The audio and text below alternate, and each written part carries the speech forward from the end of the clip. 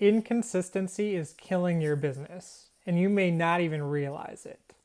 The good news is I'm going to tell you how to fix that in 4 simple steps. If you haven't seen me around before, my name is Dan. I run a sports card business, namely sports card flipping. I buy and sell baseball cards, football cards, basketball cards, all that stuff. I run solely on the internet, mostly on Twitter. I've done this for 10 years of selling now. I'm at over 14,000 followers on Twitter and just have built up a really cool community around that. And consistency is the greatest lesson that I learned in why this model has been successful, why I've become successful in selling things online. It doesn't have to be sports cards, it can be anything. We're going to dive into that now. Have you ever been a fan of an individual or a business and you're falling in love with what they do? You're consuming what they create, what they sell, all those things, and then suddenly they just disappear for a while? Or maybe they even come up short on a promise. It can leave a bad taste in your mouth that you never want to experience ever again. So many times as the consumers, we understand and realize the importance of businesses showing up for us in the ways that they provide those services and whatever they create consistently. But then we fail to give that same sort of love and consistency to the people that show up for our businesses. When I first started my sports card selling, it felt like I was shouting into a void. The audience just was not there. I'd be posting items for sale left and right and get little to no response. If I did get a response on a post, it would be like, cool card or something like that, but not actually following through with making a purchase. At first, the business was way more of my time being poured in than actual payout on the back end of that. To anyone else, it probably didn't seem worth it. But I'm a little bit stubborn. I kept on showing up time after time at the same time, day after day. I'd go there and I'd see that 0 people were paying attention and I would just keep posting. Eventually though, I sold my first cards. I remember it was about $5 that I had made in the first few weeks.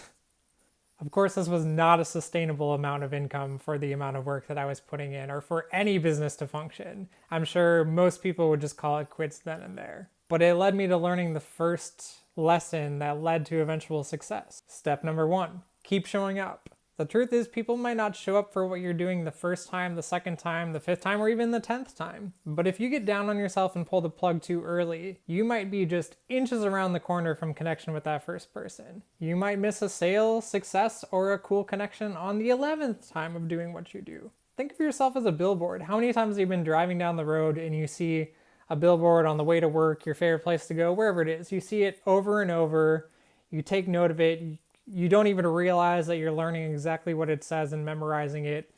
You're probably thinking to yourself like, that's great, I don't need a plumber. Whatever it is. You keep driving by day after day.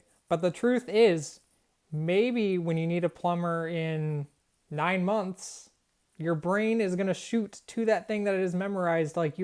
That is going to be one of the first things you think of. It's probably going to be the first thing you type into Google looking to see what they do, what they provide, what their services and costs are, and all those things. That billboard didn't work on you on day 1, day 30, day 60, any of those things. But it kept showing up in a way where it showed you exactly what it provided. You didn't need it. Eventually you did. Do you get what I'm saying? It's kind of hard to explain, but be that billboard for people. Keep being consistently there.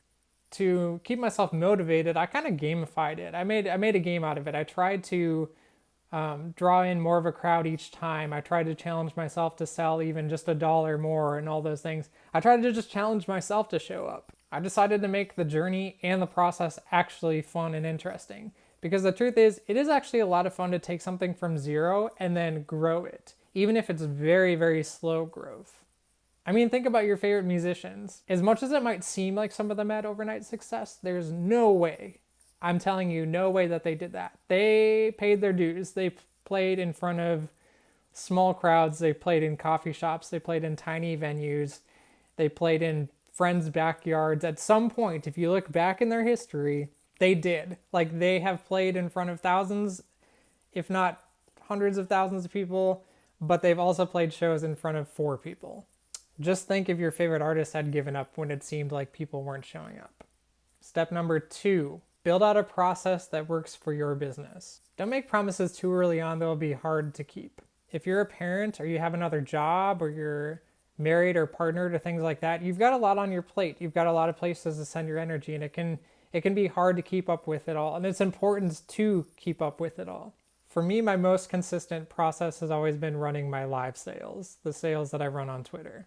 My weakest process is my shipping speeds. There are some people that are lightning fast with their shipping, and that's awesome. Of course, my goal is to always be as fast as possible, but I know that it's not that fast. So I built my business model in a way where it incentivizes building up a stack of cards with me in the sale for a while, so that then that time frame allows me to have, I do 2 shipping days a week and sometimes add a third. But that way people don't feel like they're left hanging because they're actually trying to get more cards. They don't want me to ship out the next day. They want time to add to that stack. And then that spreads it out around so that I can work within my means without disappointing people. But once again, the idea is as much as I would love to say everything goes out the next day or whatever, I knew my limits. So then I built a process within my business around a way that worked with my limits and still made people feel good about the way that it's going. Of course, I will always try to improve to be even faster. So take a good, honest look at your business model, the way you operate, your processes, and what you have available to yourself in time and energy. And then be brutally honest to yourself about the time and energy that you have to spend so that you don't overpromise, but that you do still deliver in a way that keeps your customers, your audience, your fans happy. And then be open and transparent and honest with them so they know upfront what they're getting into, to know if they even want to connect. So that folks can know exactly what to expect when it comes to things like, when's the video going to drop? When am I going to be able to buy things from you? When am I going to be able to expect that those things arrive at my front door? All those processes, invoices, things like that. And then the good thing is you always have the ability to improve upon those things, but first establish exactly what you know you can do within reason. And then you can just improve from there. The great thing is, as you improve, you're not only already doing exactly what you said you would, which makes people happy, but then you'll just be making them all the more happy with what you provide as you improve on things. Step 3, make a plan for your day-to-day and then stick to it. This kind of ties into the processes thing. We'll get into it. This is extremely important for a couple of reasons. 1, it builds a support system for exactly what you want to achieve. If you have an exact plan for your day-to-day and then stick to it, you avoid a lot of wasted time throughout your day trying to decide what you want to do. Back in the day, even still, I struggle. I like making a to-do list. I like updating it. I like crossing things off. I like redoing it. I like giving myself these goals to chase. I can't tell you how many hours in a week I was wasting just doing the planning and the to-do lists back in the day.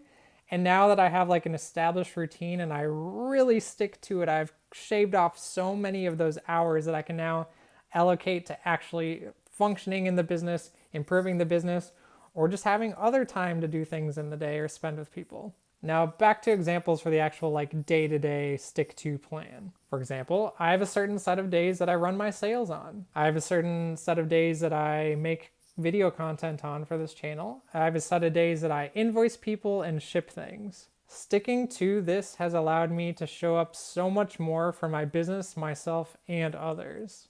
And it has greatly reduced my stress in the day-to-day and throughout the week.